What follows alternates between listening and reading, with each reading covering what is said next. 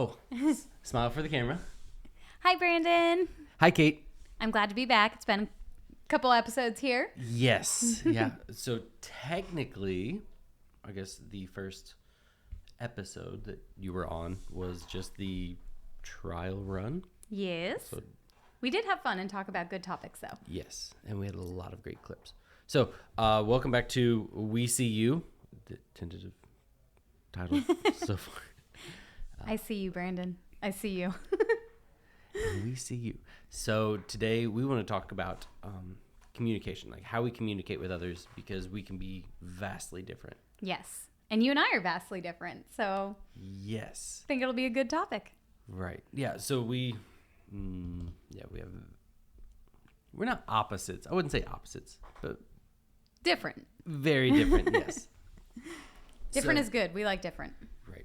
So I brought this up to you the other day because I find it strange whenever someone I talk to a lot starts off with, "Hey, Brandon," or "Good morning." Like in a text? Yeah, in a Yeah. text, I always just pick up right where I left off. Like, unless it's been months or years, then I might like have the niceties, right? I might go through that.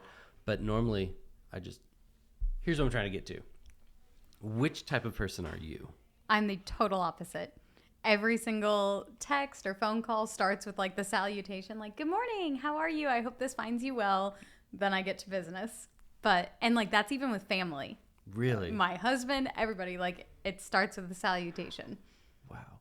I noticed it's been at the top of my mind lately. I noticed yesterday or the day before I have to shop insurance rates. So I sent this guy an email. "Hey, is there anything else I need?" He replies back, "Good afternoon, Brandon." I'm like I'm past that. We don't have to do that now. Siri, go away. Was that my watch? No, that was the computer. See how that works? See, even Siri greeted you with a salutation. Right. Hello, how can I help? How awesome would it be if you could set up for it to just go, "What do you need?" Couldn't find that. See, and I would find that aggressive. I'd be like, "Whoa, hi, hello, how you doing, Siri?" Yeah, it needs those settings. I think we all need that. Or preface it. Like, Yeah. "Hey, I would like to do this." Okay. Yep. So kind of on that same note, that is why I have changed my Siri voice to an Australian male, because the American woman I have named Nagatha, because she sounds very aggressive, Right. like especially in the GPS settings. Oh, I feel yeah. like she's shouting at me. I don't like it. It stresses me out. Turn left here. Yes. Oh my gosh. Oh, I hope So- people aren't driving and hear that. Probably not the best podcast topic to talk about with GPS. Right, the Siri and the turn left, turn right. Oh, I wish they gave you a little bit more of a buffer on the GPS. Oh, 100. Like, what does 900 feet even mean? I don't know what that means. I don't know what that looks like. Right. Is it Give me this a U-turn? landmark. Is it that stoplight that's a little bit ahead? Well, Yeah. and I also can't stand when it gives me like northeast, southwest directions. I'm like, is that left or right? Where am I currently? Right. I do not have a compass. Right. Even though your car probably does, and then you got to do the math there. That's true. I didn't even think to look at the car one. I don't know I where just get mine is. mad immediately. I just immediately get mad. I'm I like, what know. does that mean? I know most cars have it, but I still don't know where mine is. Yeah. Yep. Sometimes it's on the rear view, sometimes it's in the dash. Like, north. Okay, I know where I'm going. But not always. Yeah. So, do you find with communicating that the way you text changes the better you know somebody? Like your vernacular or the length of your text or anything like that? Elaborate. Maybe. So, for me, when I'm first starting to text with somebody or when it's a client, I have to reread and reread and reread, make sure that I don't have typos.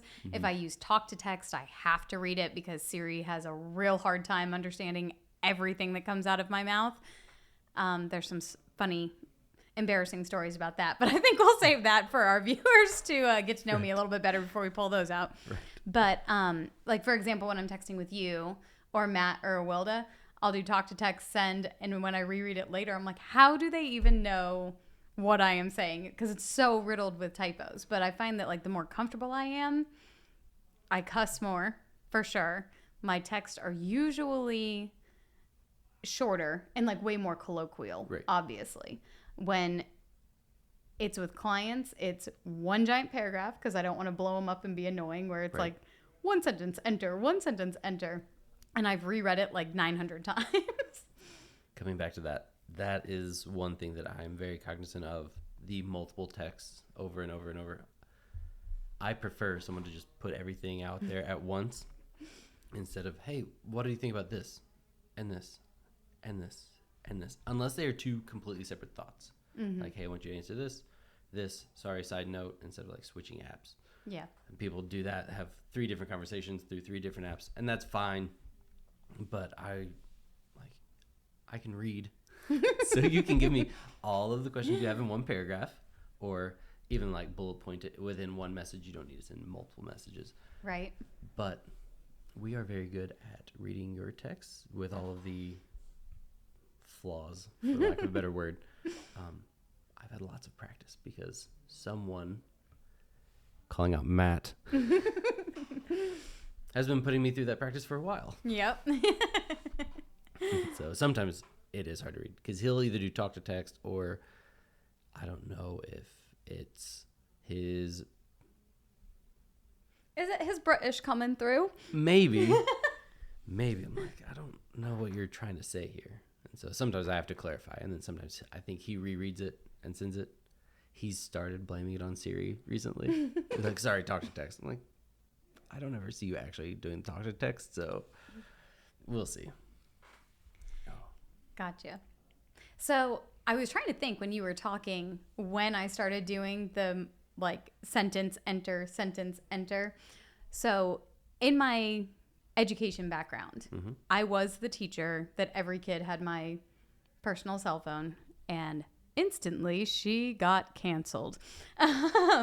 Seriously though, between the soccer boys, my husband's a soccer coach, for people who don't know that, my teen leadership kids who had a ton of community service that they were doing outside of the classroom, they had to have a way to get a hold of me. And I found that if I sent the giant paragraph with multiple questions embedded, I got the answer to one of my 6 questions. So it had to be separated so that they could reply to each one. Otherwise, I never got the answers. Oh, wow. So I think that that was probably just formed out of habit, and it's just one that's stuck. Yeah. So did they respond to the first question or the last question? Last. Always last. 100%. Yep. I'm pretty sure they didn't even read anything in the middle. Right. They just pulled it up, saw the last sentence, and no. No what? Yes, exactly. I love whenever you send a text message, hey, do you want to do this or this? And then, yeah. I do that sarcastically all the time. Yep. Because mathematically or means you can choose one or the other or both. It's fine. But like, no, these are 2 very different options. Do you want to do it this way, or do you want to do it this way? I don't want to pick for you. That's why I'm giving you the option. Right.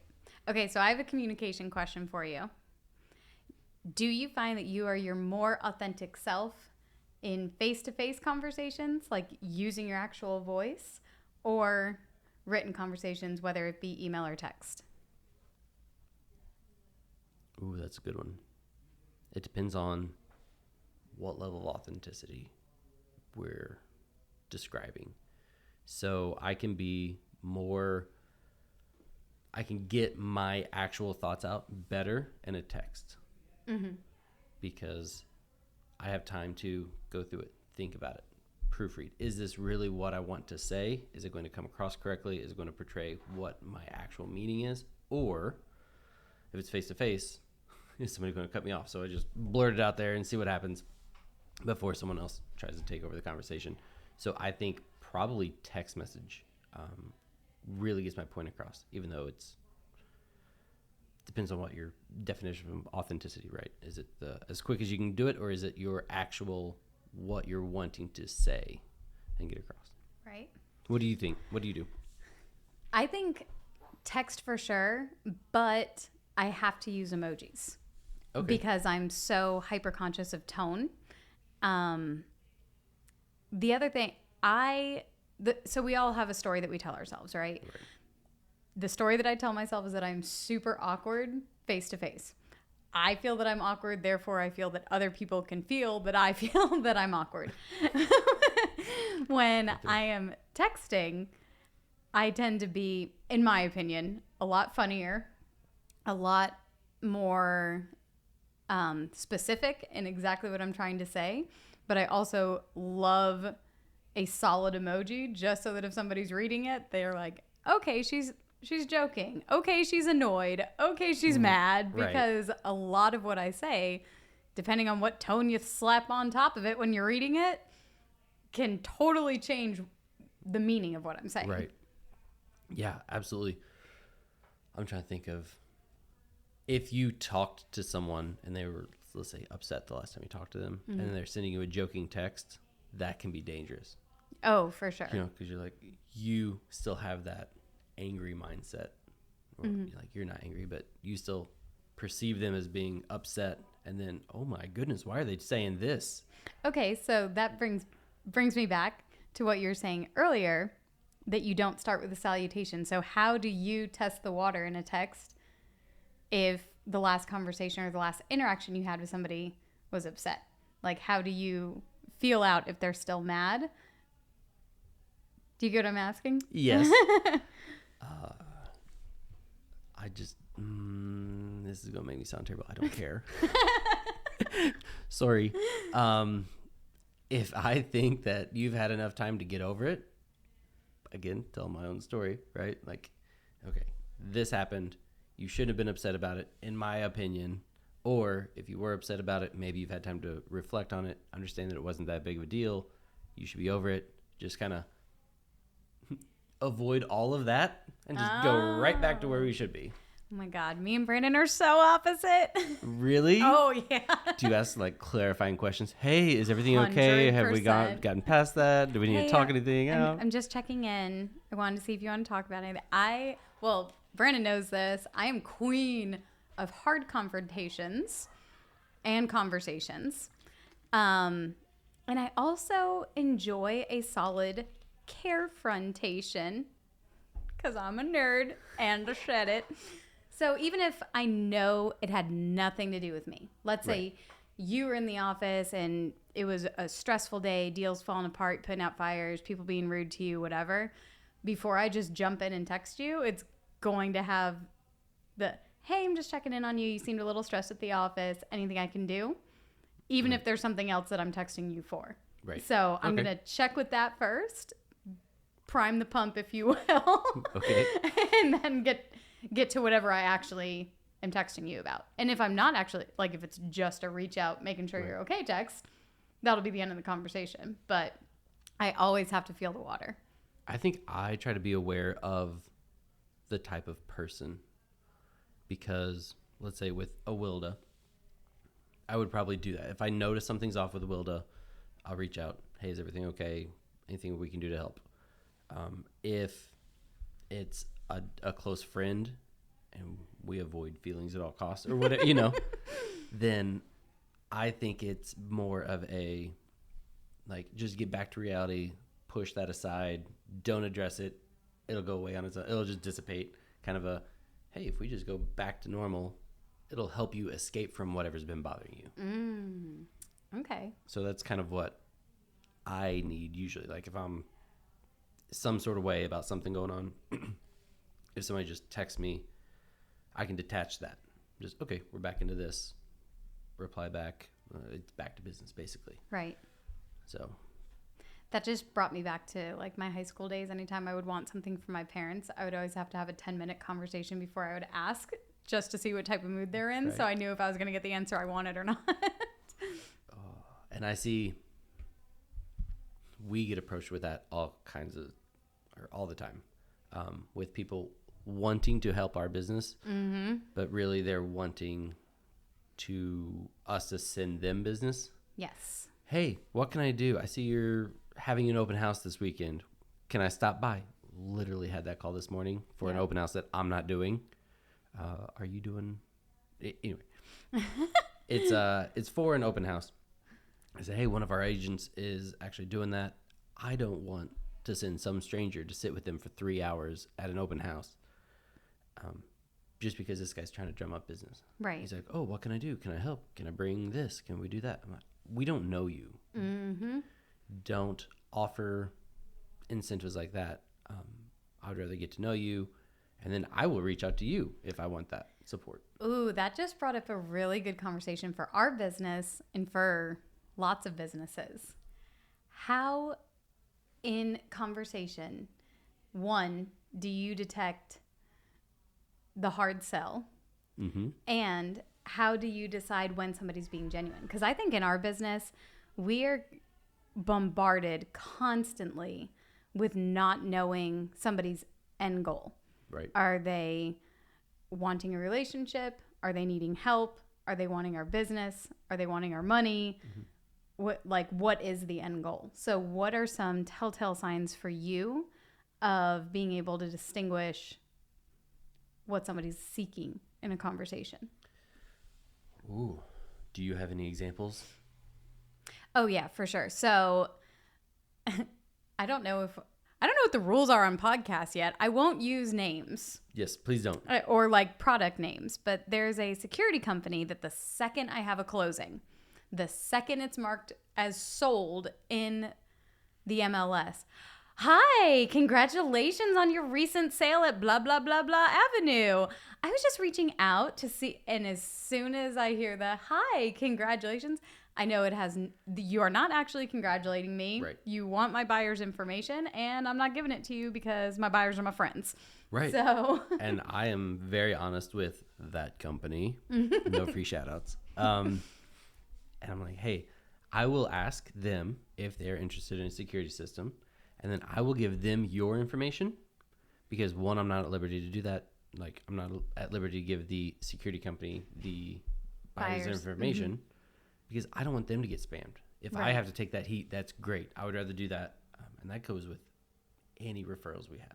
I want to try them first before recommending them to my clients. Right. Just to see how legitimate they are. And if they're going to have that customer service that I want to provide to my people for me. If they don't do it for me, they're not going to do it for anybody else. You're not getting my referral. Right. Right. So another one that came to mind as I was asking that question, we see it on social media all the time. Somebody who you haven't talked to in forever, and then all of a sudden, oh my gosh, it's been like 10 years. I haven't talked to you. How are you? Mm-hmm. How's the family? I see you have a little girl now. Congratulations. By the way, have you tried this new product? Like whatever it is that they're hustling, but it's almost like they all go off the same script that I can smell it a mile away. Mm-hmm. So I don't want to be rude. I'll have the small talk conversation, but the whole time I'm like anxious and I feel gross because I know I'm not going to buy their product. Like half the time it's makeup. I don't wear makeup. Stop asking me to buy your makeup. Right.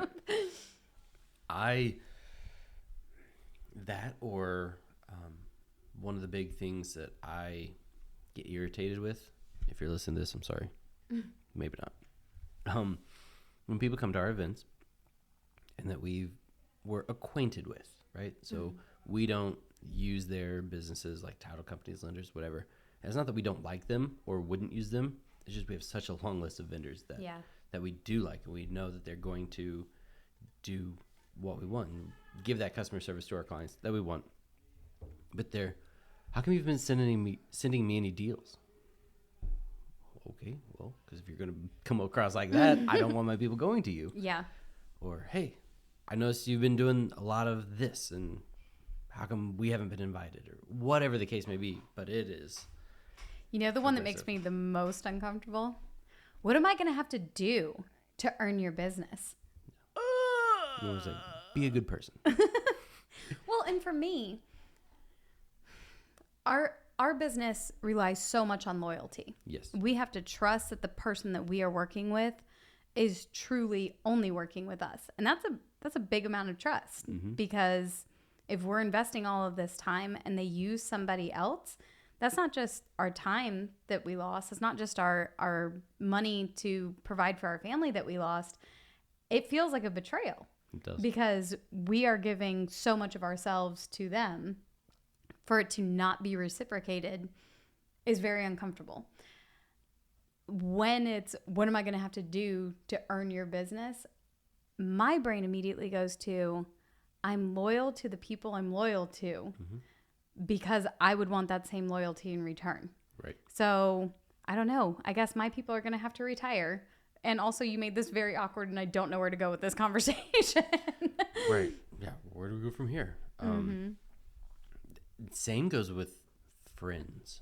And so some of that is, it's on us, right? So either we're not staying top of mind, or we're not educating our circle of how we can help them through any transaction, including new builds. That's been a heavy one that everybody gets burned by. Like, oh, they have houses for sale. They have a sales office. I just stopped in there. Well, now I can't represent you. I can't help you. I can't guide you through this. I shouldn't, because I'm not getting paid for. And 2, it could be interfering in the process. So I really can't give you a heads up on what to look for, what to expect, and help relieve some of those headaches that are bound to happen. Okay, so how saucy are we getting in this episode? How does your conversation differ with people you are closest to? So Trina, your family, whomever that you're closest to, versus people that you're like, what sides of your conversation personality do they see that the rest of us wouldn't? Ooh. Oh my. I try to be pretty much the same with a lot of people. If I do not know the person at all, I'm much more reserved. So when Awilda had to go on, no, Awilda was busy, so I covered for her for a showing. The lady sent me a contact of her husband, and it said, babe. So my instinct was to say, all right, but I'm going to call him babe. She's like, oh, his name is blah, blah, blah. I don't know if we should name names. So Probably not. Yeah, so I didn't. But it came across as babe in the contact card, and that's fine. She's like, oh, his name is this. I'm like, nope, I'm going to call him babe. Babe. The whole time. For as long as I know him, he is now babe to me. And I thought, I haven't even met this lady face to face.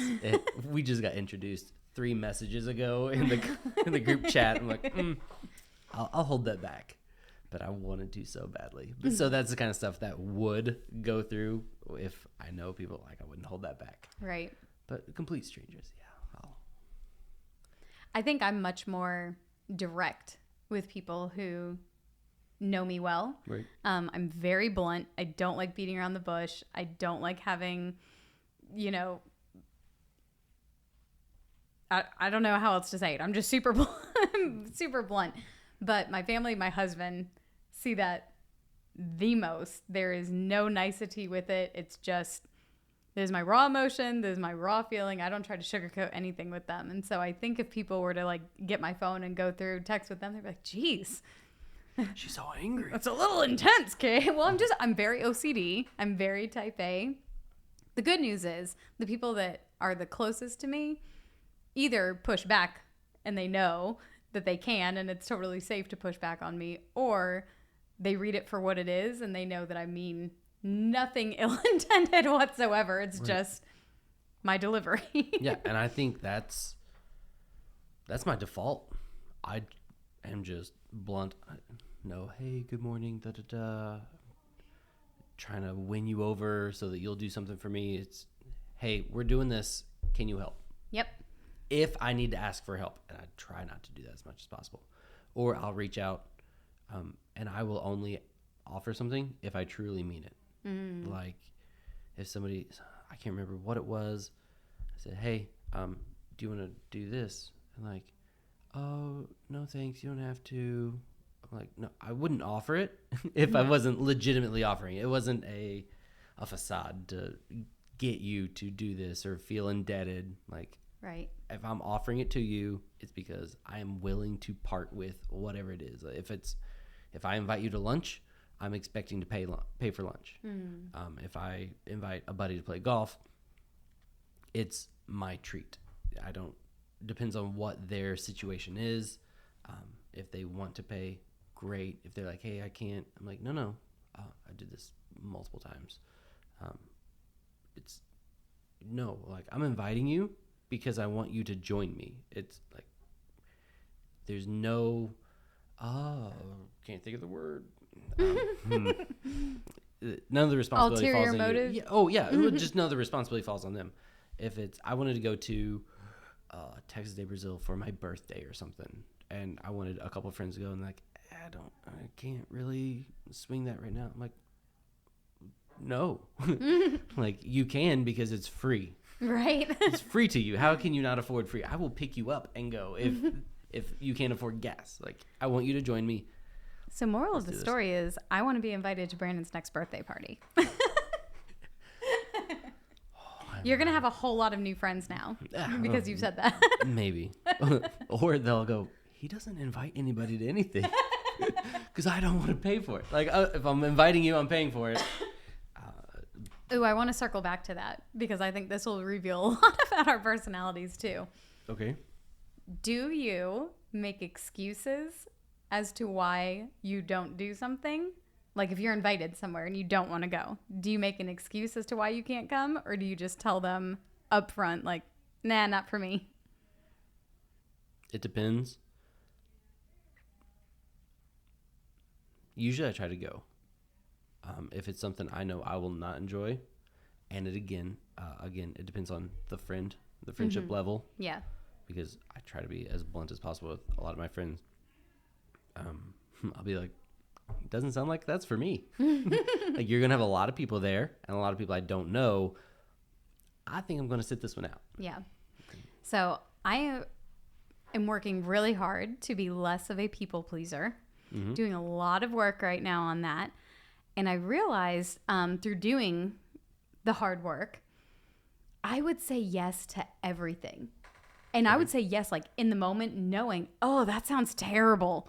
That is the absolute last thing that I want to do. And then the day would come and I would have all this anxiety and I would be dreading going to it. I'm like, why did I agree to this? Some of the times I would make excuses of why I couldn't go. Sometimes I would go and be miserable the whole time. I follow Brene Brown pretty religiously. And she has this on her HBO special, Atlas of the Heart. She was talking about how she would always stop and think, do I really want to do this? No, I don't. Nope, I'm good. And just being blunt, taking away the story, because like I said, everybody tells themselves their own story. Right. I'm the author of my story. And I realize that any area of ambiguity that's not anybody else's fault for creating their own story about where my brain's at. So if I can provide clarity right up front, I find that our connection and our closeness is instantly better because there is no guesswork. There is no story being told that I wasn't the author of. Right. So now anytime I'm asked to do something, my knee-jerk reaction I know is to say yes, even if I don't want to do it. So I let it sit and simmer, and then I'll come back to it. Yeah, I really do want to do that. That sounds good. Right. Or, not this time. Thank you so much for the invitation, though. No justification. No, just straight no, which is very difficult for me to do.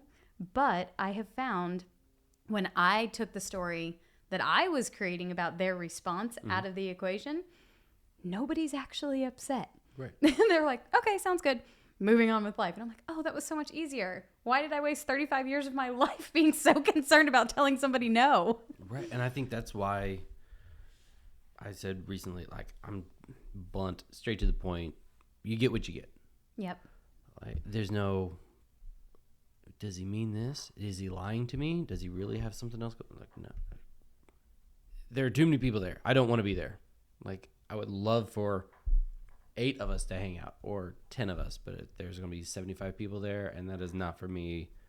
Or, hey, we'll swing by and just take off whenever. I'm not a big fan of crowds or people. Me neither. Yeah. So, which is funny in the job that we do. Right. Where they're not parties, but there are large gatherings all the time. All the time. Of people wanting to talk about themselves. Okay, I also, Matt's going to get real mad that I'm saying this. I do not like networking events at all. Like, zero desire to be there. I'm very uncomfortable and I don't understand the end goal. Right. Like, you want to get to know me, you want to do some business together, let's go grab lunch where I can actually talk to you, not stand around with a cocktail in my hand doing small talk with 15 different people. Yes, I see. So I see the benefits and the drawbacks of both. I do not like large groups. Where we went to one of the breakfasts, and I had not been to one. I did not know what to expect. It was a speed dating for businesses. Yeah. Which is a nightmare for me because I was new into the industry. I had very little idea of what to talk about. We were supposed to exchange business cards. I didn't know I was supposed to take business cards. I don't even know if I had business cards at the time. Like, it was that early. Hey, you need to go to this networking event, meet some people. It'll be good for you. Okay. No, it was terrible. Yeah. Absolutely hated it. Now, I will tell you, if it's like a dinner situation where I have an assigned table and I can get to know those 8 to 10 people sitting with me, I am on that all day, every day. Right. If it's a stand around with a drink in your hand, I'm like, I don't know what I'm supposed to do. Where do I put my hands? Like, I'm just so uncomfortable. I don't know what I'm supposed to do. Maybe I just need like a networking coach to teach me how you're supposed to do that. Right. Like, what kind of what kind of people enjoy doing that? We work with a few. I know the answer to that. We just need to follow them around, see how they're doing it, because we missed the memo apparently. Yeah. So we, for those of you that do not know, we were both teachers, high school teachers. So, and two opposite ends of the spectrum. I was English and teen leadership, which is like very people-y, kumbaya, teach you all of the skills that you need to adult without being tested on it. And Brandon was math. Right. So very analytical, very feelsy. And I mean, that reflects our personalities to a T. Yep. So we have lots of experience communicating with lots of people at one time even, but it's a different world out there. I think it might be not having that control of the crowd. Like in the classroom, hey, we're trying to do this. You have control. People are asking you questions. Hopefully they're paying attention. Much less rare than it should be.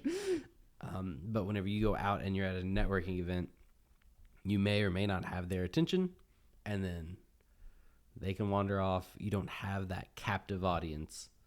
Well, and I think for me too, I had a very clear understanding of what the end goal was. Right. In the classroom. Networking events where I'm not sure what the end goal is. Okay, so if I'm going to a lender networking event, totally fine with that because I know I'm going to have to work with lenders. I want to see what different opportunities they have, what different loan packages they have, who can serve my clients the best for what their needs are. Right. There's definitely different types of lenders depending on the circumstance. Absolutely. When it's a networking event with other realtors, other than them being on the other side of a transaction with me Right. and seeing them around town and being friendly and being cordial, I don't know what we're all doing there. Right. You're not going to be my client. I hopefully won't send my clients to you if you live in the same town. Right. So, I don't know. We should probably edit all this out because I feel like I'm sounding like a jerk right now. Again, clarity is kindness. But we are not the only ones that feel that way. We can't be. Right. I do like brokers opens because you get to see the property and schmooze, I guess, if you want to. Oh, I hate that. But well, I like being friendly with other realtors. Yeah, right. I don't have any. I truly believe there's enough fish to feed all of us. So Yes. I don't have competitiveness as far as, oh, they're doing better than me, I'm going to go scalp their client. Like, Right. that does not exist. It's, oh, they're doing better than me. Let me find out how. Right. And like, that's a conversation where I would want to take you to coffee. I would want to take you to lunch. I'm not going to have that conversation in a room with 100 other people. I think to show or to get that invitation to coffee, which I don't drink coffee, so lunch, but you go and show them support. Maybe pick their brain for 30 seconds or a minute and a half while you're there. Yes. Leave a little bit of an impression. Hey, I'd like to pick your brain some more. Can I reach out this week? And we do that. And I think that would be awesome. Plus, you're there to see their listing, show that agent support, because if you show them support, they remember you. Absolutely. If you are on the other side of the deal, like, oh yeah, Absolutely. This person knew what they were talking about. They're willing.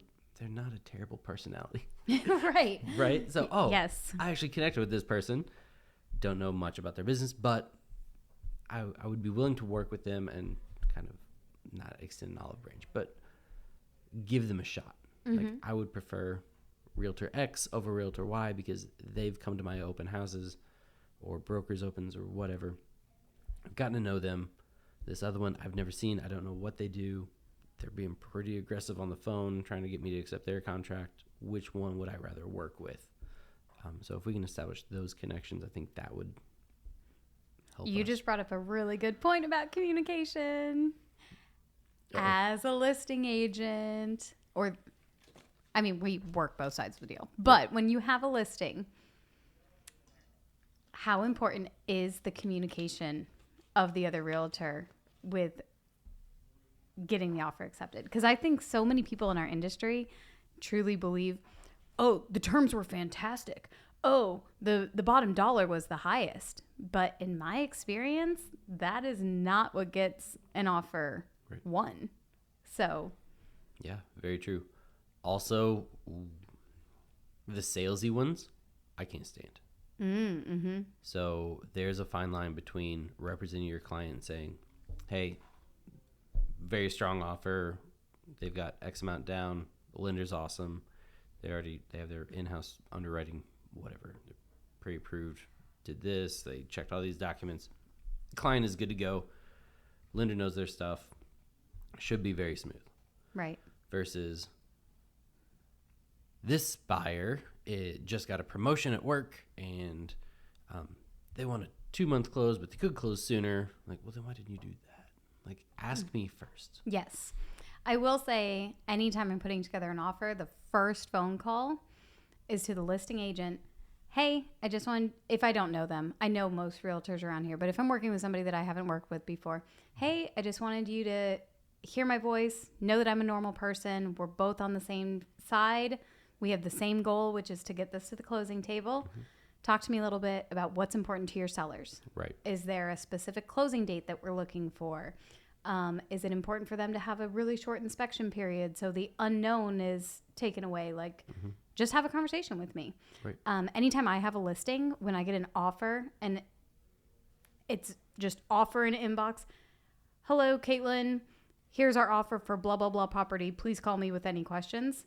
It immediately kind of leaves a bad taste in my mouth. Mm-hmm. Like, who are you? When did you see the property? Who are your clients? Like, why are you not working for your clients? Is it where my brain goes.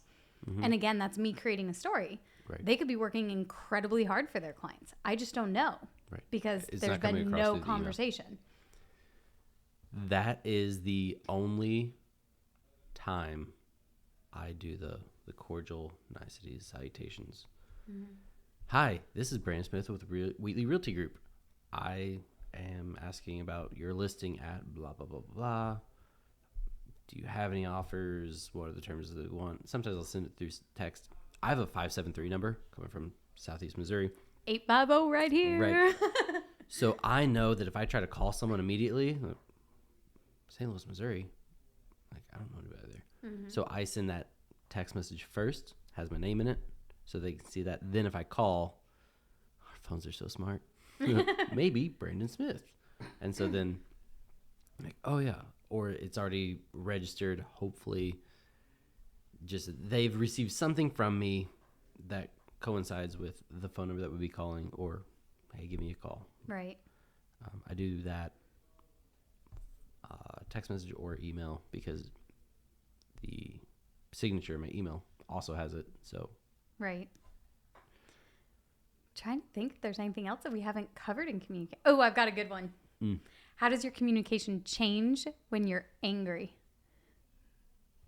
Like, are you passive aggressive? Are you sarcastic? Are you quiet? Are you a yeller? In person or via text? Either. Are we still doing text? Do you leave people on red, Brandon?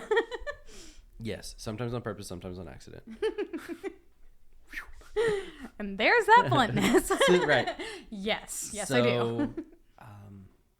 Sometimes I love to overthink. I don't know. I mean, I like doing it, but it happens. So I try to give myself a cooling off period. If I know I'm hot about something, I don't want to respond immediately because I need to reflect and see, okay, do my emotions match the situation? Mm-hmm. Am I going to regret what I say? Like, let's cool this off. There's a particular email that I still need to reply to that I want to find the right words to stand firm in my position, but also make sure that it is well taken. Right. So here are the words I want to say, or here's the point I want to get across, but I want to make sure that they can receive it well, understand that it comes from a good place, because it's all constructive or describes what my position is, why things have happened the way they have. But I like that relationship. That relationship is still there. I want to continue to nurture it, but I have to be honest at the same time. So I still haven't responded to that email of, hey, sorry I did this. It's got to be right for me to send it back. So used to, I've grown as a person. I'm working on it. Sorry. I was just about to say, maturity changes our conversation so much, because I used to come in hot. Yeah. You made me mad. You knew about it right then and there. Yep. And I've had to seriously temper that side of me. Yep. I'm in the past, depending on the situation, it was this could be the end of everything right here. Like, we could cut ties, and after you did what you did, I'm good with it. Like, we're doing that. Trying to become a better person and see past some flaws. So used to, I'd be extremely sarcastic and very passive aggressive in pretty much everything. Just joking. Chandler Bing, I think, was the main issue with that. And now I'm like, oh, that's not the personality I want to have. Right. But he was quick-witted and passive-aggressive, very sarcastic. And so that was like a role model. And now, like, that's not what I strive to be. Right. Are you passive-aggressive, or are you extremely... I hate to say this. Baby, I love you.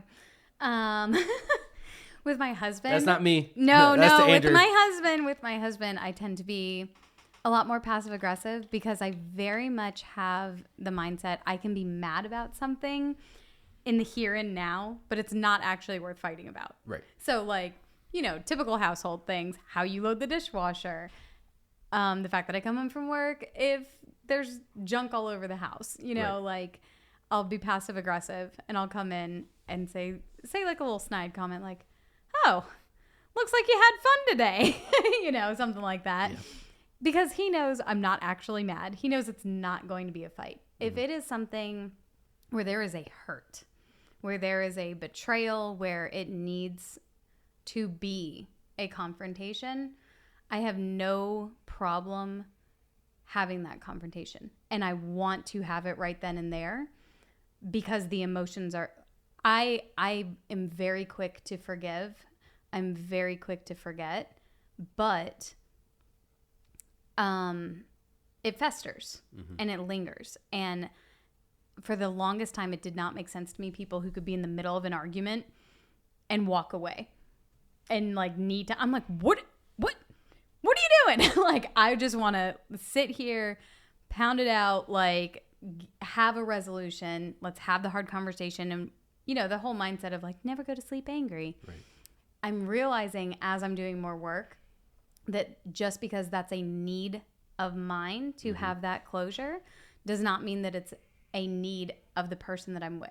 Right. And having that conversation. And if they set down a boundary, if they say, I need time to process, I need to be respectful of that boundary. Right. But I think it's also a two-way street.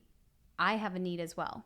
I have a need for closure and resolution, whether it's good. I don't do good in limbo at all. Right. So a lot of times I will let that person go away, and then I'll give it a period, depending on the person. Sometimes it's, a couple hours. Sometimes it's a day or two. And then I will be the first one to reach out and say, hey, this friendship, this relationship, whatever, means a lot to me. I don't like the way this last conversation ended. I would like to continue the hard conversation. Can we plan to talk on this day at this time? To extend the olive branch, to let them know that I'm respecting their boundary, but to also let them know this isn't over. I'm not just, not even that, but it's just like, we're not going to pretend like this didn't happen and just sweep it under the rug and go away. Like, we're going to have the hard conversation about it. Because I think it's important. And if I respect you, we are going to have that hard conversation. Yes. The sweeping it under the rug thing, if that happens more times than not, it just comes back as ammunition later. Absolutely. Which is not a good thing. You do not want to be keeping score. And, oh, yeah? Well, you did this and this and this and this for the last 6 years. Yes. Like, okay, if you had a problem with it then, maybe those other 4 things that you're storing as ammo wouldn't have happened. Right. Well, and also you have to think, too, human brain loves a pattern. And a human brain's always looking for a pattern. If you're constantly looking for the devil over your shoulder, you're going to find him 100% of the time. Right. So if you're not dealing with these hard issues, if you're not having the hard conversations in hopes that it's just magically going to be okay and not get brought up again, I feel like you're setting yourself up for failure in that relationship. And to me, something that I taught all the time, my students are, if they're actually listening, are probably like, oh God, here she goes. The opposite of love is not hate. The opposite of love is indifference. So if you're still mad about something, if you're still angry about something, you're using the same amount of emotion and energy and passion of being upset that you would in loving me hard, and you're a person that I want in my life. Right. Give me the opportunity to make it better. Right. Or tell me that it's done.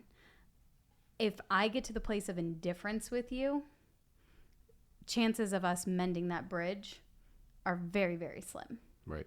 Because if we've gotten to the point that there is no more passion there, for the good or the bad, I have no problem walking away from you. And it's more than likely because you either didn't respect a boundary, or you were so indifferent towards my feelings that I have nothing left to invest in the relationship. Right. That got really heavy. Sorry. Yeah. I always go there. And you know what?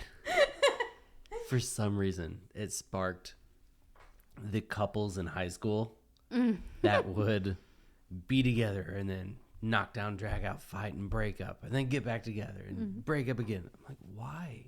Like, if you ended it once, my analytical brain, if you ended it once, you're going to end it again. Like, if you took that person back, like, what's to keep them from doing that over and over? And so, you know, it's funny, coming back to high school, I would always see couples, right, feverishly texting. And it was so funny because girls were very easy to read. They just were. At high school, at that age, everything's an extreme with girls. Yes. Guys try to do this. Again, I've already mentioned that I was that teacher that all the kids came to with all of their problems. So anytime I had a boy sitting in front of me like, she's just so mad and I don't know what to do, and I'm like, give it time and actually listen. It was never, oh, you just need to break up with her. Because if you're sitting here talking to me about it, you're clearly upset about it. Have a hard conversation and do more listening than talking. Right. So, maybe that's our takeaway for this episode. Do more listening than talking. The key to successful conversation: listen more, talk less. I love it. I love it. And that's what I try to do. I think that's a good place to end. I don't know. I can't top that. I'm done. Sorry. Nope. Listen more, talk less. I love it. Oh, and listen with the intention of understanding.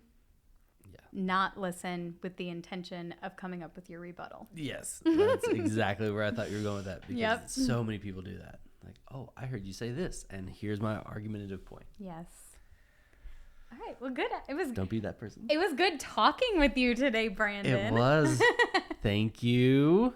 Yes. Oh, such a great time. All right. And here's your English teacher tip of the day. Conversating is not a word.